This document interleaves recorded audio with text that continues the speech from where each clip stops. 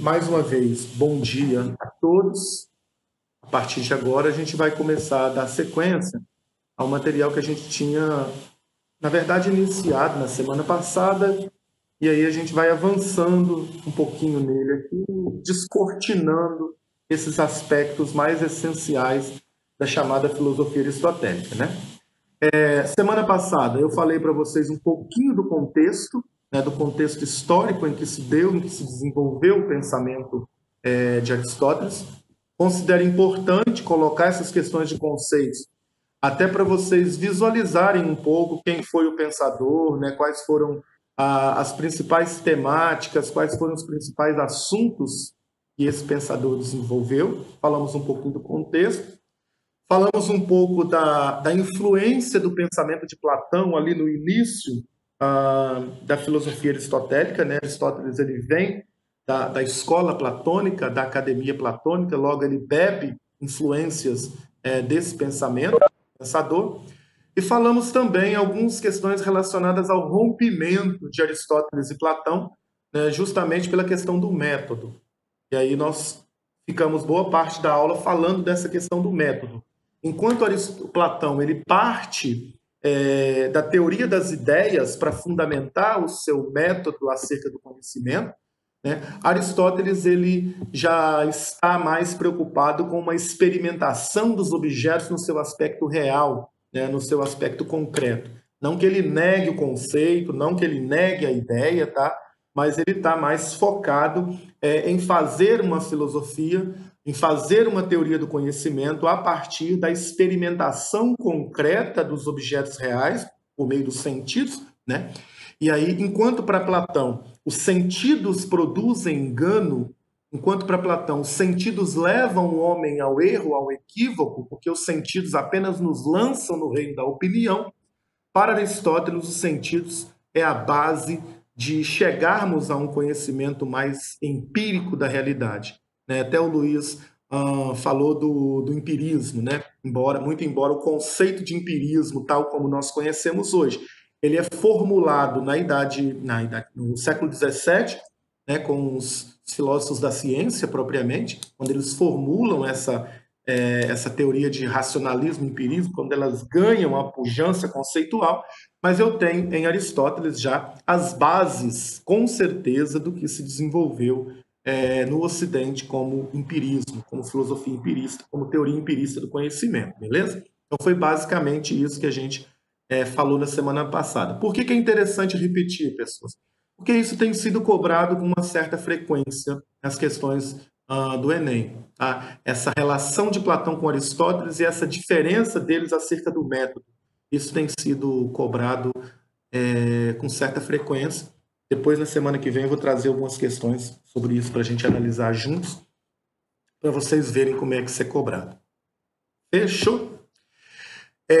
A título de estudos, de organização para estudos, para conceitos, a filosofia de Aristóteles ela é classificada como uma filosofia sistemática, né? E nós vamos ver por que é uma filosofia sistemática. Não, Rafael, não assisti. Rafael, não assisti. Programa Roda Viva sobre Karnal, Cortella e Pondé. Não assisti porque o Roda Viva ele passa na segunda-feira, não é? É segunda-feira bem tarde da noite já e nessa hora eu estou dormindo. Mas me falaram que estava muito bom. Tem no YouTube, né? Eu vou procurar a gravação para ver, beleza? Vou procurar assim na hora que eu tiver mais folgado, é que isso é possível, e vou assistir sim. Valeu pela dica aí, Rafael, Camille, que comentou sobre. Ao vivo, se ele passa muito tarde e essa hora eu já estou cochilando há bastante tempo. Eu tenho o hábito de dormir cedo. Aí eu vou procurar no YouTube para ver, beleza? Valeu a dica. Fechou. Então a gente está falando, né, a títulos gerais, quando a gente vai trabalhar a filosofia aristotélica, ela é uma filosofia sistemática. Né? Por que ela é sistemática? Por que ela é considerada uma filosofia sistemática? Primeiro, pela questão da classificação. Aristóteles ele parte da hipótese, ele parte da necessidade de que todas as coisas que existem, todas as coisas que se movem, todas as coisas que existem na natureza, elas podem ser classificadas, elas podem ser categorizadas, né?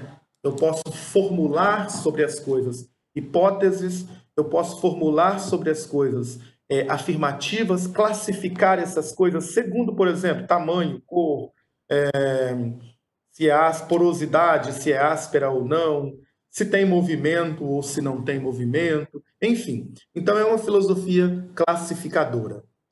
Depois a questão do senso de organização. Os estudiosos do pensamento aristotélico vão dizer que possivelmente ele tenha feito, inclusive, dissecações em pequenos animais marinhos e organizando em forma de categorias essas informações que ele foi obtendo ao longo da prática, né? Depois a verificação, teoria e prática e o olhar empírico sobre a realidade, isso eu já tinha comentado na semana passada.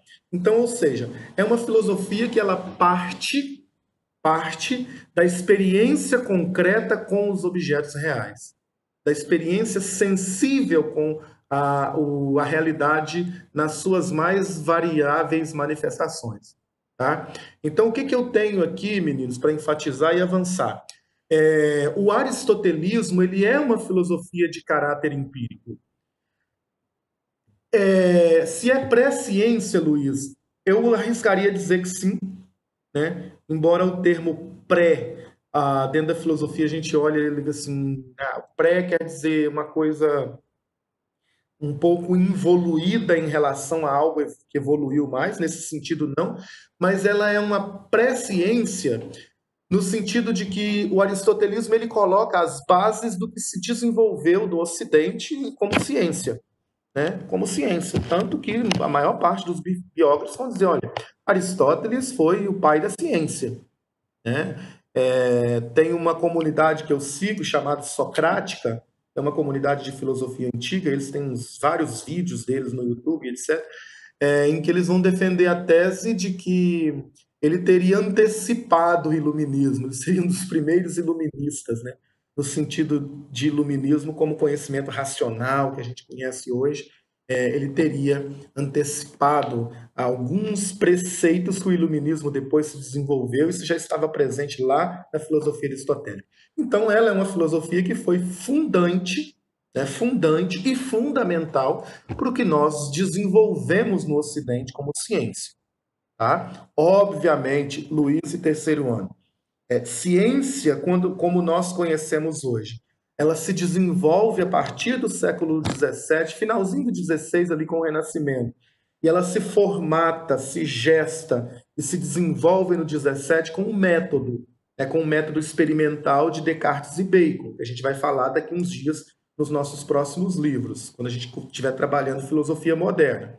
Né? Descartes e Bacon eles foram fundamentais para estabelecer o que nós chamamos ciência, tal como conhecemos hoje, a partir de um método experimental, de um rigor metodológico, coisas que Aristóteles não teve, até por conta do contexto, né? Na época dele, era mais na questão da observação, da anotação e do pouco de prova que você podia fazer acerca das coisas, tá? Mas ele foi fundamental para o desenvolvimento do que a gente conhece aí como ciência, tal como postulada nos dias de hoje, beleza? Fechou? Então vamos avançar. Agora eu vou trabalhar cada item desse detalhadamente para a gente entender bem esses aspectos, para a gente entender bem essas características do pensamento aristotélico, tá? Todas as coisas poderiam ser classificadas segundo suas espécies, cores, se tem ou não movimento, tamanho, se tem mole ou duro, né, a questão da porosidade, se é frio ou quente, etc, etc. Então percebe vocês que é uma filosofia que parte da hipótese da classificação. Eu vou pegar todos os elementos da ordem do real e vou classificar esses elementos segundo várias características, segundo cor, segundo tamanho, se realiza ou não o movimento, se desenvolve ou não determinados tipos de impactos. Então, eu vou classificando esses elementos e vou formulando sobre eles observações. E aí a gente faz uma brincadeira aqui para vocês entenderem que nós somos aristotélicos o tempo todo, desde coisas mais banais do nosso cotidiano até coisas mais sérias, como a gente vai ver mais para frente. Vou colocar aqui uma brincadeira para a gente poder ver essa questão da classificação. Isso aqui é só uma brincadeira, tá? Não precisa levar isso muito a sério, não. Só para descontrair um pouco. Depois eu chego lá no que é efetivamente sério. Vamos pensar assim. O Lubase está aí? Rafael está aí? Imagina que eu te pedisse para classificar os times de futebol da minha coluna da esquerda, colocando numa tabela os times cujos nomes não contêm a letra A. Que times entrariam na minha classificação? Cujos nomes não contêm letra A. Quais os times que entrariam aí na minha classificação? Vamos pensar, é uma forma de classificação. Grêmio e qual o outro? Rafael Oliveira identificou o Grêmio. Mas tem mais um. Qual o outro? Olha aí. Fluminense, beleza. Luiz identificou o Fluminense. Tem mais um.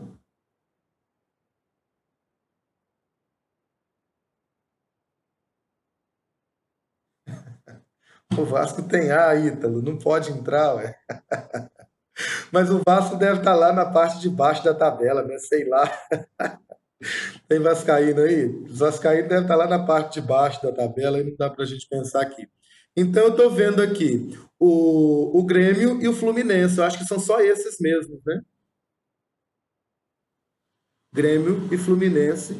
Não, Atlético tem A no nome. Atlético, dá pra gente errar mesmo. Atlético tem A no não. Eu só estou vendo o Grêmio e o Fluminense, então. Então, eu classifiquei segundo uma ideia de classificação. Uma ideia boba, mas só para a gente pensar que a gente faz classificação em tudo. Ou seja, eu classifiquei segundo nomes de times que não têm letra A. É uma classificação. Se eu fosse classificar por números, vamos pensar assim: quais os algarismos formados por um único número que existe nessa tabela? Né? Que existe nessa tabela. Quais os algarismos formados pelo único número, pelo único algarismo? Né? Aí eu teria de 0 a 9. Se eu pegasse, por exemplo, para classificar assim, quantos quadradinhos vermelhos eu tenho nessa tabela? Quantos quadradinhos verdes, quantos quadradinhos cinzas? Eu faria uma outra tabela dentro dessa tabela, percebe? Isso é classificação. A gente faz isso o tempo todo. Eu faria uma outra tabela dentro dessa tabela e classificaria esses elementos de acordo com os meus mais diversos interesses. Vamos pensar aqui num outro tipo de classificação. A classificação dos seres vivos. Vocês devem ter estudado isso a fundo em biologia. Né? A classificação dos seres vivos é um tipo de classificação. A gente faz essa classificação quando a gente vai estudar os vários reinos que existem na natureza, das plantas, dos animais, enfim, os vários reinos que existem na natureza. É um tipo de classificação. Né? Os biólogos aí, os estudiosos dessa área, vão fazer essas classificações. Vamos pensar num outro tipo de classificação, né? A classificação dos números reais. A galera da matemática faz isso quando você vai trabalhar lá com a teoria dos conjuntos, né? Lá na matemática, quem gosta de matemática aí, faz aqueles vários conjuntinhos, vai botando um dentro do outro e vai classificando os números segundo N critérios, segundo N regras. É um tipo de classificação. Essa aqui também, muito usada aí, a galera da química. Cadê o pessoal que gosta de química aí? O Reginaldo, né? Galera da química. É um tipo de classificação. A tabela periódica é um tipo de agrupamento de todos os elementos químicos encontrados na natureza, segundo aí as suas características. Né? Se é alcalino, se não é, por número de elétrons, de nêutrons. Depois vocês perguntam isso aí para o Reginaldo, que ele vai explicar isso para você direitinho. Só para dizer que é um tipo de classificação. Então, nós fazemos classificações desde as mais banais, é uma tabela de futebol, de campeonato, por exemplo, desde as coisas mais banais, mais corriqueiras, até as coisas, de certa forma, mais empíricas, mais científicas. Né? Então, a gente lida com a classificação o tempo todo. E o Aristóteles ele foi um dos primeiros pensadores a teorizar essa questão da classificação e a formular a teoria, a hipótese de que todos os elementos encontrados na natureza né? Todos os elementos da ordem do real, eu posso fazer classificação segundo N características, cor e tamanho, se tem ou não tem movimento, e assim por diante. Então, é uma filosofia que parte aí da questão da classificação. Depois eu posso afirmar, a partir da filosofia de Aristóteles, a questão da organização. A organização dentro do pensamento aristotélico tinha como finalidade, meninos, entender racionalmente o mundo, sua diversidade, se essa diversidade tem graus distintos de qualidades e finalidades, indo do simples ao mais complexo. Ou seja, a partir da classificação e da organização, eu consigo compreender racionalmente o mundo, eu consigo formular hipóteses mais racionais para explicar as coisas. Tá? Então, eu parto de uma experiência concreta, sensível com os objetos reais que apresentam a mim, estudo, entendo, classifico e vou organizando isso segundo N interesses. Vamos pensar como é que a gente faz a organização na nossa vida hoje. Tá? Desde um guarda-roupa, eu coloco lá as camisas organizadas por cores, por tamanhos. Quando eu vou organizar uma mesa de jantar, estou usando a organização. Quando eu vou usar uma pesquisa, né, daqui uns dias, vocês estarão lá na faculdade, no final do curso que vocês escolherem, aí vocês vão ter que fazer um negócio chamado TCC, né? Já vão preparando para isso, vocês vão fazer um negócio chamado TCC, que você precisa ter organização. Você precisa classificar as coisas, fazer uma pesquisa. Toda pesquisa precisa de classificação e de organização. Até elementos de caráter mais empíricos. Né? Elementos de caráter mais empírico a gente está usando a classificação, né? E a organização. A classificação e a organização são formas da gente entender racionalmente o mundo, da gente explicar racionalmente o mundo, da gente explicar racionalmente os objetos que me cercam. O terceiro item, a terceira característica da filosofia aristotélica, que aparece aí na página 3, na primeira coluna, é que é uma filosofia que tenta verificar na prática, né, aquilo que se observa teoricamente. Aquilo que eu observo teoricamente, eu verifico na prática. Então, como eu já tinha falado com vocês, possivelmente Aristóteles teria feito dissecação de alguns animais marinhos, algumas análises acerca do ciclo da água, teria estudado já naquela época princípios de astronomia e de física, sobretudo algumas teorias sobre o movimento.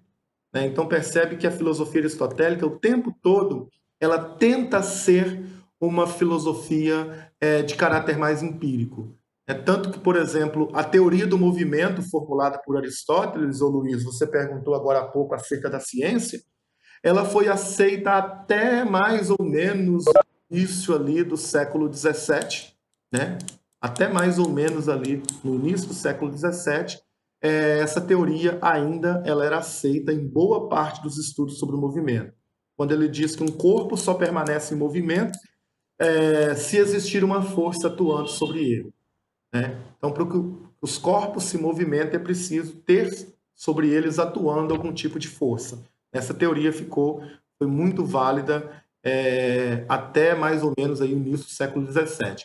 Outra teoria, por exemplo, aristotélica, que foi muito válida até a Idade Média, já se estudava isso, é a ideia do modelo geocêntrico, né? Quando ele pensava que a Terra ocupava um lugar imóvel no planeta, na órbita dos entes do sistema solar, a Terra ocupava um lugar imóvel, ela estava parada, estava imóvel, e os outros astros, né, e entes do sistema é que estavam em movimento e que realizavam órbitas circulares ao redor da Terra. Né? Essa teoria ela foi válida até a Idade Média. Ela começou a ser questionada aí com Galileu, Copérnico, nesses caras que questionaram essa teoria do Aristóteles. Mas percebe que ele tentava o tempo todo verificar teoria e prática. Possivelmente ele teria feito dissecação entre pequenos animais marinhos, né, e alguns morcegos, por exemplo, né, de cortar as partes desses bichinhos, estudar esses bichinhos. né? Tanto que ele é apresentado aí como um dos pais da biologia nesse sentido, né? Da biologia, enquanto esse estudo dos seres vivos, né, ele teria formulado teoria acerca disso. Tem vários autores, estou trazendo um autor aqui que defende a tese de que Aristóteles teria feito uma biologia nas suas obras também, justamente por esses estudos bem preliminares, né, até pela época e pelas condições materiais em que esses estudos se deram, mas ele teria feito estudos bastante avançados para o tempo e para a época acerca da biologia, da física, né, do movimento, da astronomia, do estudo dos astros, etc, etc. Portanto, quero enfatizar aqui que é um pensamento que o tempo todo tentou aliar a prática com a teoria, né? A partir, insisto, a partir da observação concreta dos seres e objetos que existem na natureza, eu formulo uma teoria, e não a partir do conceito, como quisera Platão. Tranquilo? Jovem Samuel, aliás, já disponibilizei, tá? Lá no portal de vocês, no mural da turma, eu publiquei semana passada, logo depois da aula, um link. A partir desse link você acessa a aula online, tá? Você não precisa baixar e descarregar no seu computador, não. Você vai lá, clica no link e você acessa a aula por meio do link. Caso tenha dificuldade, me dê um sinalzinho lá no portal mesmo, por meio de mensagem, etc. E eu disponibilizo novamente o link, tá? Ou mando para o grupo da turma no final aqui da aula, vocês que escolhem, tá bom? Fechado? Então, essa questão aí da verificação entre a teoria e a prática.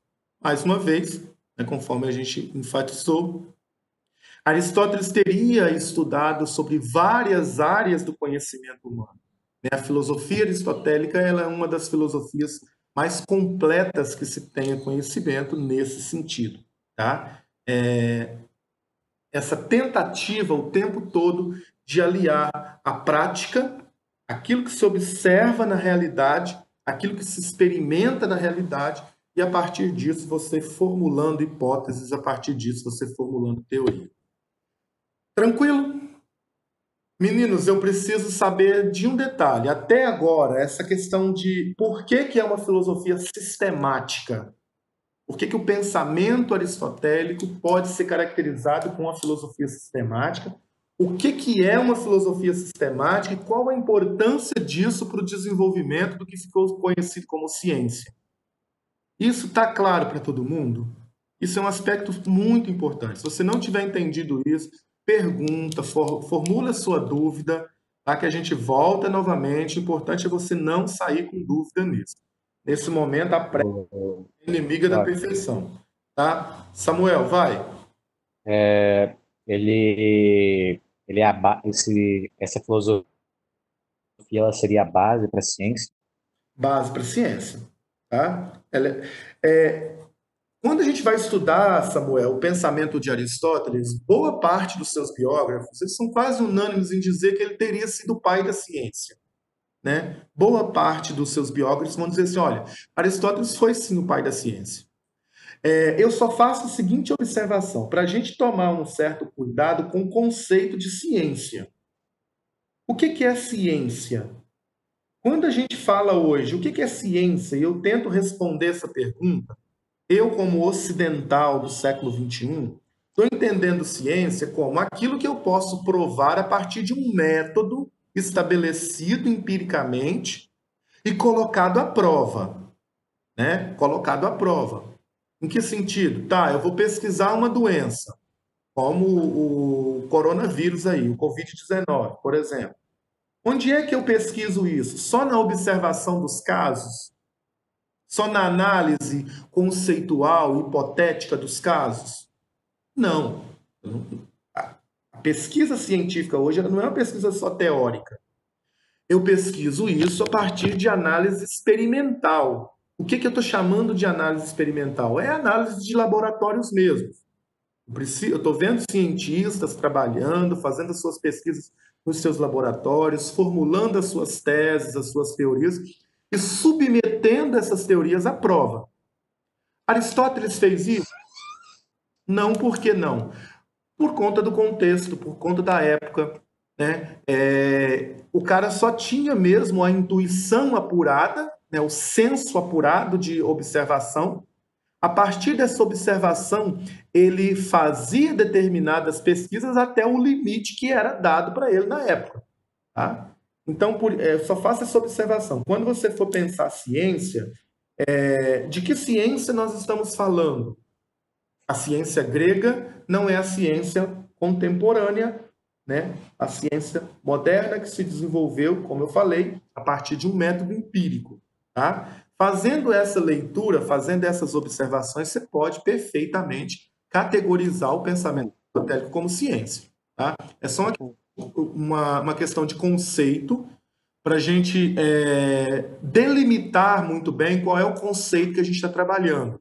Já que nós estamos falando de um filósofo que partiu o tempo todo da classificação, da formulação classificatória da realidade, então a gente delimita o conceito para eu saber direitinho com qual conceito de ciência eu estou trabalhando. Tá? Então, se você faz um entendimento de que aqui nesse contexto, ciência é aquilo que eu posso observar, é aquilo que eu posso hipoteticamente formular teses, e em certa medida, é aquilo que eu até submeto a algumas provas, algumas comprovações, ok, beleza. Agora, não a ciência experimental, como a gente conhece, né, que se desenvolveu a partir do século XVII. Camille, é por causa da obsessão classificadora incrivelmente complexa e básica ao mesmo tempo. Incrivelmente complexa e básica. É básica porque você faz classificação o tempo todo. Tá? É básica porque você faz o tempo todo classificação. O que eu vou almoçar daqui a pouco? Foi feito dentro de um raciocínio lógico. Eu não vou simplesmente. Às vezes a gente até faz isso, mas não é da nossa lógica. Né? Eu vou simplesmente abrir a geladeira, peguei qualquer coisa que está lá, fechei o olho, peguei qualquer coisa e comi. Não, eu tenho uma ideia. Eu vou com uma ideia prévia e a partir dessa ideia prévia a gente classifica o tempo todo as coisas. Então a classificação, Camille, ao mesmo tempo ela é básica porque você lida com ela com as coisas mais banais do cotidiano, e ela é complexa justamente porque ela é uma forma da gente entender racionalmente as coisas que estão ao nosso entorno. Fechado? Alguma outra questão, meninos, em cima disso? Ok, Camille deu sinalzinho ali que ok. Alguma outra questão? Alan também não, tá tudo certo. É só vocês entenderem, né, para resumir essa ópera e passar para frente, dizendo assim, olha, classificação é o quê? É pegar tudo aquilo que eu não conheço, formular tudo que eu não conheço, hipóteses, e ir colocando isso dentro de uma espécie de caixinha. Vamos pensar assim, né? Pensar assim. Vou colocar tudo, cada um no seu lugar. O que é duro junto com o que é duro, o que é mais áspero junto com o que é mais áspero, o que é mais complexo junto com o que é complexo, o que tem movimento e o que não tem, cada um no seu quadrado. E depois eu vou tentar racionalmente estabelecer relações de efeito e causa sobre isso. Né? Vamos pensar um exemplo bem bobo. Uma cebola. Todo mundo já viu uma cebola.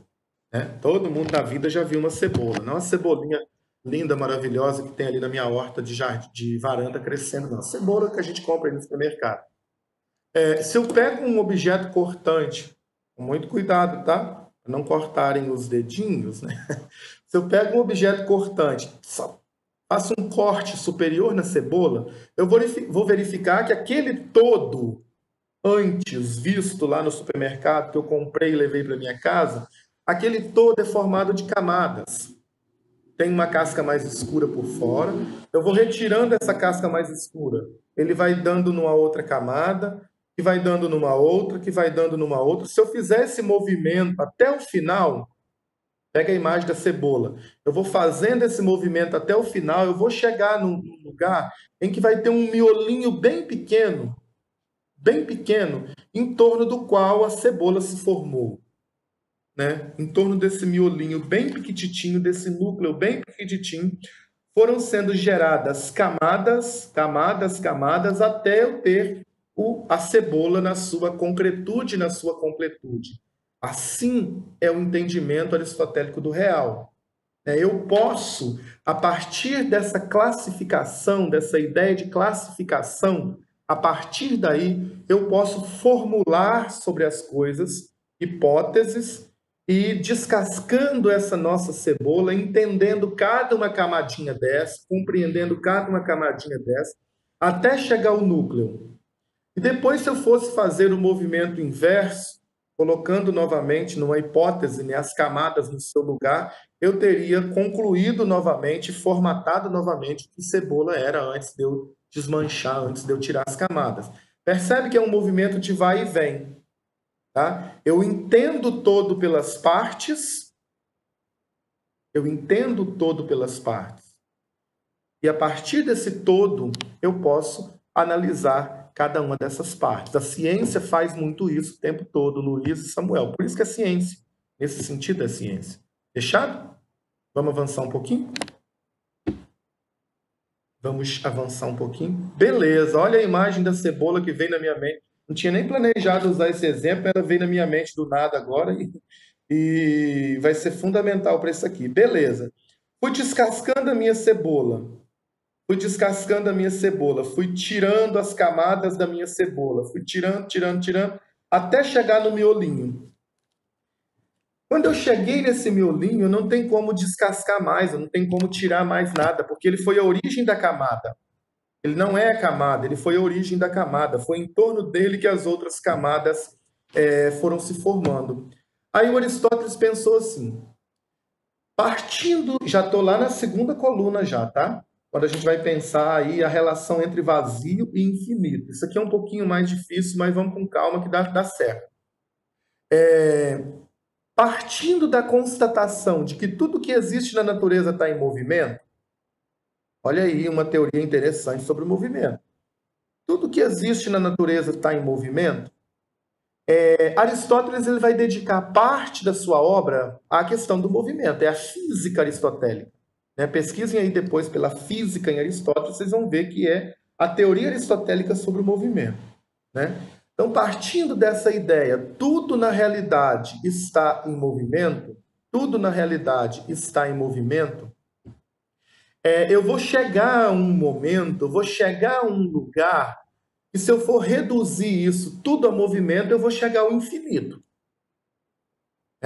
Galera da matemática aí vai estudar isso, né? Vai dividindo o número, dividindo, até a ideia do infinito lá, né? Até a ideia do infinito. Acho que é dízima periódica que fala isso, não é isso?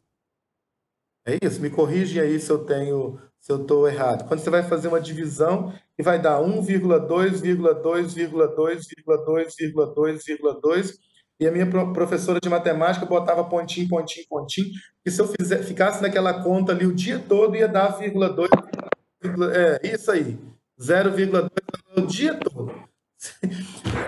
Isso que eu lembro, jovem. Então vai dar 0,2 o dia todo. Aí a tia Maroca lá do meu Fundamental 2, né, já começava a ver esses números não inteiros, ela dizia assim, olha, vai dar o infinito. Não sei se o termo infinito é porque ela não sabia explicar onde é que isso ia chegar, mas ela usava a terminologia infinito. E depois vocês perguntam para a Sandra aí, para a Lene, se o termo infinito é correto, né? O Aristóteles vai te falar assim, caramba, se a gente for pensar o movimento, tá, a gente vai chegar num lugar que tende ao vazio e infinito.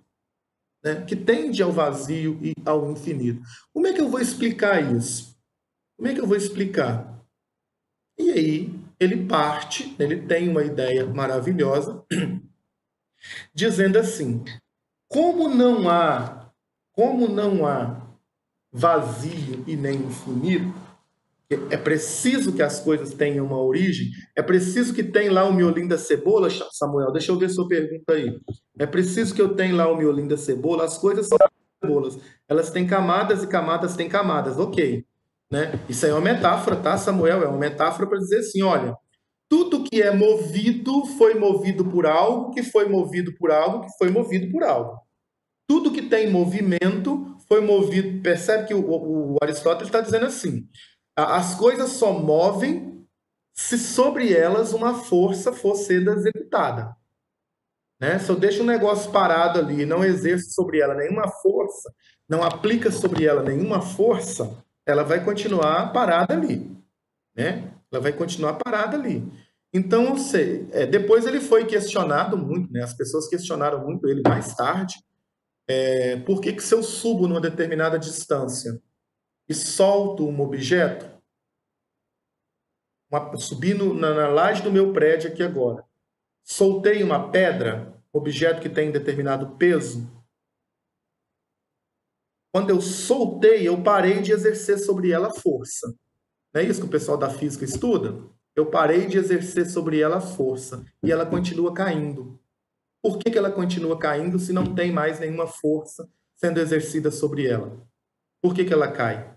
Né? E depois Aristóteles foi questionado, muito tempo depois, ele foi questionado sobre isso, os físicos que vieram a posteriori, né?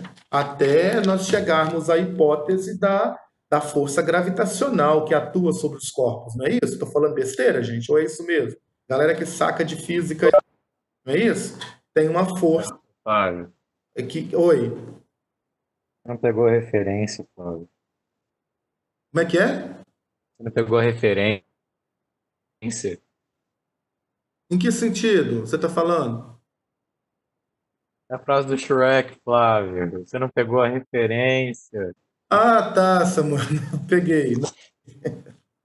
Não, não peguei. Eu boiei agora, confesso que eu boiei, né? Confesso que eu boiei. Ah, beleza? Na verdade, em certo ponto da queda é a gravidade. Sim, mas aí é questões que vieram depois, o Renan. Hoje a galera da física faz uma festa com isso, tá? Mas aí eu não saberia te explicar absolutamente nada de força gravitacional, né? Tô no meu limite aqui, tô tentando entender cebola e a partir da cebola você entender que as coisas estão em movimento, né? O Aristóteles está falando assim, tudo que move precisou ser movido por alguma força. Meu celular está aqui parado na mesa, está parado. Se eu pego e começo a mexer, executei um movimento, tá? Executei um movimento. Se eu coloco ele ali parado e deixo ele parado o tempo todo e não exercer sobre ele nenhum movimento, ele vai ficar ali parado o tempo todo. Essa é a lógica básica para a gente entender isso aqui, tá? Depois dessa questão ligada aí à força gravitacional, etc., vocês dialoguem com os professores de física de vocês, que eles têm todo o preparo e toda a condição para explicar isso. Eu não tenho menor condição de avançar além daqui. Eu só preciso que vocês entendam uma coisa. Aristóteles está defendendo o quê? Tudo que tem movimento foi movido por algo. Que foi movido por algo, que foi movido... Olha a cebola. Que foi movido por algo, que foi movido por algo. Mas eu vou chegar num momento em que ou eu tenho que tender ao vazio ou eu tenho que tender ao infinito. Eu vou chegar onde se eu for fazendo esse movimento retroativo do movimento, né? Ficou até meio redundante, mas é isso. O movimento retroativo para entender o movimento, se eu for avançando, avançando, avançando, avançando, avançando, avançando, avançando, eu vou chegar ao vazio e infinito. Mas como ele admitia que não há nem infinito e nem vazio, como é que ele vai resolver o problema de lógica? Aristóteles é o pai da lógica. Como é que eu vou resolver o problema de lógica? Aí ele encontrou o miolinho da cebola, chegou no miolinho da cebola, parou ali e diz assim: há um primeiro motor que teria produzido movimento, mas ele não se move. Justamente porque ele não se move, ele produz movimento. Tá? A gente às vezes pode achar difícil entender isso, mas essa é a lógica. É uma doideira, Renan, é muita viagem. Há um primeiro motor que produziu o movimento, mas ele permanece parado, ele permanece estático. Gente, percebem vocês que essa questão do movimento, isso já estava presente lá no Parmênides, lembra do Parmênides? Quando ele fala que o real, o princípio que gera a realidade, ou seja, o ser não se move, é imutável, produz movimento, mas ele por ele mesmo não se move, ele por ele mesmo é imutável. Então, ou seja, a gente já tem aqui uma tentativa muito antiga de compreender por que, que as coisas movem, por que, que as coisas se movimentam, o que, que é movimento, né? Por que, que as coisas se movimentam, como é que as coisas se orientam, como é que as coisas na ordem do real exercem determinadas órbitas, possuem determinado movimento, tá? E aí o Aristóteles vai criar a tese do primeiro motor, ou motor imóvel, como aparece em alguns textos, tá? Primeiro motor ou motor imóvel é um conceito para a mesma coisa, tá? São conceitos diferentes para a mesma coisa. Gente, só um parêntese. Depois, a Idade Média, para fundamentar teoricamente Deus, pegou esse primeiro motor do Aristóteles aqui e fez uma festa com isso, tá? Esse conceito de primeiro motor ou de motor imóvel vai aparecer lá na metafísica de Tomás de Aquino na escolástica, né? Quando Tomás de Aquino vai pegar e vai dizer assim, olha, Aristóteles tinha razão quando ele diz que tudo que existe no mundo está sendo movimentado, foi gerado por algo que não se movimenta. E esse algo que não se movimenta é Deus. Encontramos aí uma prova racional, lógica da existência de Deus. Deus é o primeiro motor. Ele move todas as coisas que há no universo, mas ele mesmo não é movido. Ele deu origem a todas as coisas que há no universo, mas ele mesmo não foi originado por nada. Ele está aí desde a eternidade. Ele está aí desde a eternidade. Tanto que um conceito medieval de Deus é como eterno. O eterno quer dizer o quê? Está aí. Quem criou? Não foi criado, não foi gerado. Está aí. Mas porque ele existe, todas as coisas que existem passaram a existir. Fechou o parêntese, né? A Idade Média vai pegar isso e vai fazer uma festa enorme. Obviamente, Aristóteles não falou especificamente de Deus, né? Até porque ele está num contexto totalmente oposto a essa compreensão medieval de Deus, tá? Mas ele está dizendo assim, há uma lógica organizando o universo.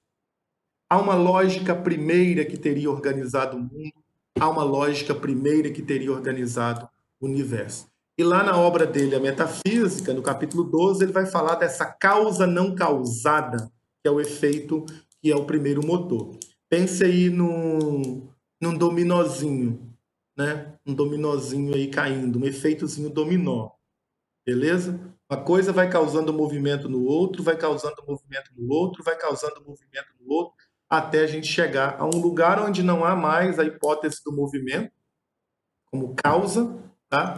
Eu cheguei ao miolinho da cebola e a partir desse miolinho da cebola eu vou entendendo a ideia do real, né? Olha essa lógica aí do primeiro motor também, essa imagem é uma imagem que está na apostila de vocês, tá? É a imagem da apostila de vocês, do Giovanni de Paulo, Criação do Mundo, quando ele explica a criação do mundo fazendo uma alusão aí à física aristotélica, percebe? A suposta metáfora de Deus movendo o mundo e dando origem ao mundo. Página 4, isso mesmo, Camilo. Suposto movimento. Percebe que quem está movendo a nossa roda aí não se move, está parado. Ele está parado, mas está movendo o mundo. Isso é uma compreensão, é um raciocínio que vai defender aí a hipótese de um mundo criado por uma inteligência maior e assim por diante, tá? Isso tem base na física aristotélica. Depois... Claro, sim, Bruna. Acho que é reservado aqui. Cadê a Bruna? Cadê Bruna?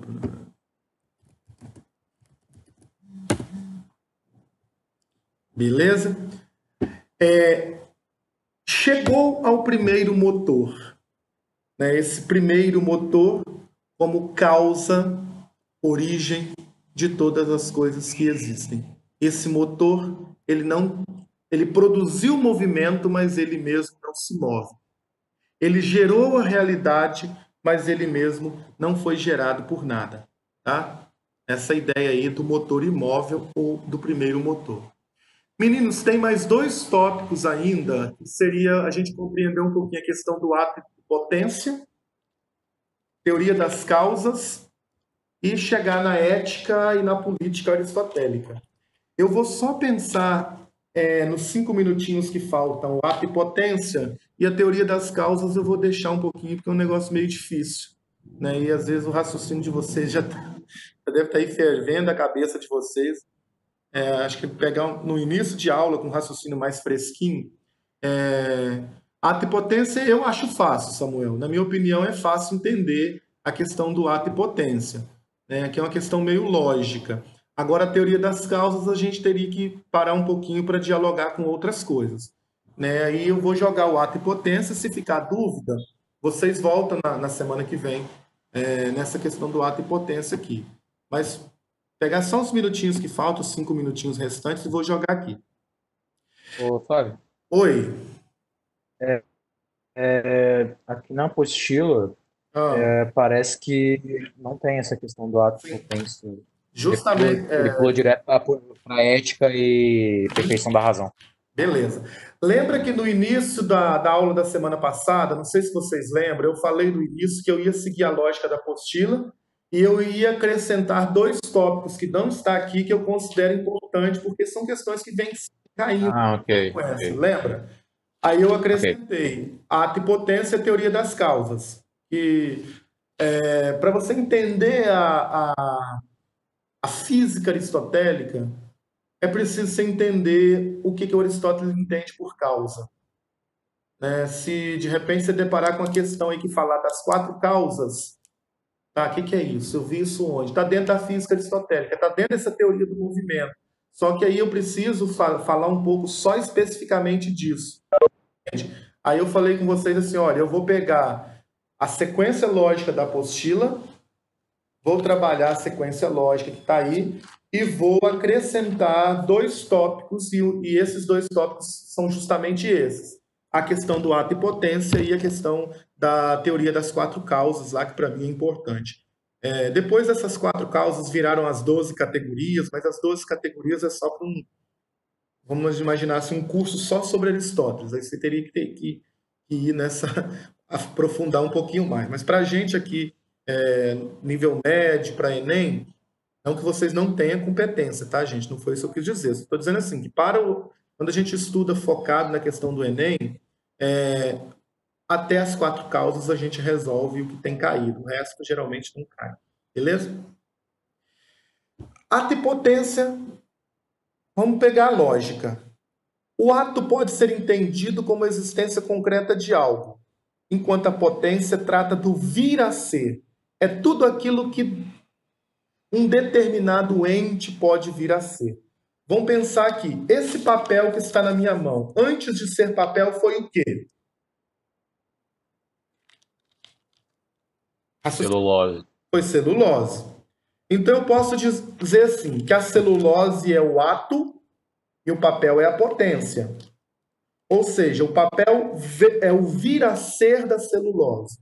O papel veio da celulose, a celulose originou o papel e o papel virou a apostila que eu estou trabalhando com vocês aqui. É o devir, Bruna, perfeito, é o devir. É aquilo que algo se transforma. É o que algo se transforma, tá? É um movimento de transformação de algo em outro algo. A celulose, antes de ser celulose, foi o que, Samuel? E terceiro ano, Árvore. foi árvore, tá? Madeira. Foi madeira. Antes de ser a celulose, ela foi madeira, foi árvore. Antes de ser árvore, foi semente. Vou pegar esse raciocínio aqui desse slide para a gente seguir. Ó, eu tenho aqui uma semente. Essa semente gerou uma árvore. Essa árvore gerou frutos, uma mesa e uma casa. Eu posso pensar a semente é um ato. Dentro da teoria do Aristóteles, a semente é um ato. A árvore é uma potência, ou seja, ela é resultado da semente. Aí, se eu pego como referência a árvore, eu posso pensar aqui: a árvore é um ato, o fruto é potência, a mesa é potência, a casa é potência. Se eu pego como referência esse fruto aqui, ele pode vir a ser uma semente. Ele pode vir a ser uma semente que volta todo o ciclo novamente. Percebe? Então, o que eu tenho? O ato é aquilo que algo se transforma. Não, o ato é a base da transformação de alguma coisa. O ato é a existência concreta de um dado objeto. A potência é o vir a ser desse objeto, é o devir, é aquilo no qual transformou. Olha outro exemplo aqui, olha, potência como semente, a passagem da potência ao ato, o ato, potência. A semente potencializa a árvore, que potencializa fruto, que potencializa a semente, o ciclo começa novamente. Um outro exemplo, figura 1, um bloco de mármore pode se transformar numa potência estátua. O bloco de mármore é o ato, potencialmente uma estátua. Ele veio a ser uma estátua. Vamos pegar a referência estátua. Potência, pó de mármore. Se eu quebro essa estátua em pedacinhos menores, ela potencializa pó de mármore. Vamos pegar aqui como referência o pó de mármore. Pó de mármore como ato. Potência, o que eu faço com pó de mármore? Jogo fora, volto a transformá-lo num bloco novamente, coloco uma argamassa aqui, faço uma estátua dele novamente, enfim. Então, o ato é tudo aquilo na sua existência concreta. A potência é tudo aquilo que pode vir a ser a partir dessa existência concreta, tá? O ato, a existência concreta do real, a potência, aquilo que aquele objeto se transformou na sua realidade. É silogismo. É um ciclo infinito. Ô, Luiz, a apostila de vocês não cita nada sobre silogismo, porque silogismo está dentro da lógica aristotélica. Tá? O silogismo é uma conclusão inevitável a partir de duas inferências. Perfeita observação, Luiz. O Luiz está estudando muito Aristóteles. Tá? É uma conclusão inevitável a partir de duas inferências. Quando eu dou dois argumentos e a partir desses dois argumentos eu tenho uma conclusão lógica inevitável. Se eu digo assim, todo humano é mortal, Luiz é humano, logo Luiz é mortal. É uma conclusão lógica inevitável, geral, a partir da contraposição de dois termos. Não veio nada de lógica aristotélica aqui, mas se vocês quiserem um pouquinho de lógica, eu posso preparar uma aula extra só sobre lógica. Tá? Eu não vejo lógica caindo no Enem, nunca vi cair, tá? Cai mais a parte relacionada à ética, política, ética e teoria do conhecimento em Aristóteles, que envolve essa questão do movimento, etc. Agora, sobre ética, nunca apareceu. Mas a lógica aristotélica, a lógica formal, ela é interessante. Ela é interessante para a gente entender algumas questõezinhas aí do nosso raciocínio mesmo. E o silogismo é uma delas. Eu adoro silogismos, tá? Adoro silogismos. Aliás, foi a única coisa que a gente estudou na faculdade, foi a parte mais do silogismo. Se você achar necessário, né, que tenha necessidade, a gente pode pegar uma palhinha, ou dentro de uma aula mesmo, a gente faz um parêntese e trabalha o silogismo. Né? Mas geralmente não cai, eu particularmente não vi cair, nunca vi. Tá? Mas é esse raciocínio lógico, sim, Samuel, é essa ideia do inevitável, uma conclusão inevitável que foi gerada a partir de alguma coisa. Claro que o silogismo é mais uma teoria do argumento, da argumentação e etc. Mas aqui, eu posso pensar aqui, o papel veio da celulose que veio da árvore. Aí eu vou pensar assim, a árvore é o ato, a celulose é potência. Se eu faço uma outra análise, a celulose é o ato, o papel é potência. Se eu faço uma outra análise, o papel é potência, o papel é o ato. O conhecimento que pode ser transmitido a partir do papel, né, é potência. Então, essa ideia de que o ato é entendido como existência concreta de alguma coisa e a potência é aquilo que pode vir a ser a partir dessa coisa. Fechado? Já deu nosso horário, eu vou encerrando por aqui, agradecendo mais uma vez a colaboração e a participação de todos vocês. Se tiverem dúvidas sobre isso ainda, anote as dúvidas aí numa folhinha e num próximo momento, numa próxima aula, a gente sana as dúvidas, tá bom? Tenham todos um lindo dia, uma boa semana, fiquem bem. Obrigado, jovens. Abraço.